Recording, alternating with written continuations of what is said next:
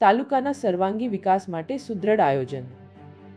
આજરોજ હિંમતનગર તાલુકા પંચાયત કચેરી ખાતે તાલુકા આયોજન સમિતિની અગત્યની બેઠકમાં હિંમતનગર ધારાસભ્ય શ્રી વી.ડી. ઝાલા ઉપસ્થિત રહ્યા હતા। આ બેઠક દરમિયાન હિંમતનગર તાલુકાના વિકાસલક્ષી વિવિધ મહત્વના મુદ્દાઓ અંગે વિસ્તૃત અને સકારાત્મક ચર્ચા વિચારણા કરવામાં આવી હતી। છેવાડાના માનવી સુધી સુવિધાઓ પહોંચે તે હેતુથી વિવિધ વિભાગોમાં મળવાપાત્ર ગ્રાન્ટનું સુવ્યવસ્થિત આયોજન કરી પ્રગતિ હેઠળના વિકાસ કાર્યોને વધુ ગતિશીલ બનાવવા માટે જરૂરી માર્ગદર્શન પૂરું પાડ્યું હતું।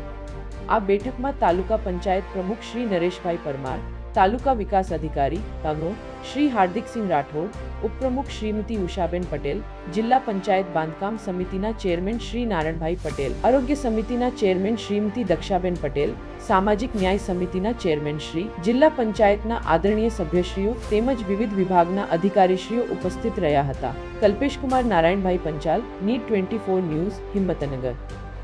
पूरी खबर देखने के लिए नीट 24 न्यूज को सब्सक्राइब करें।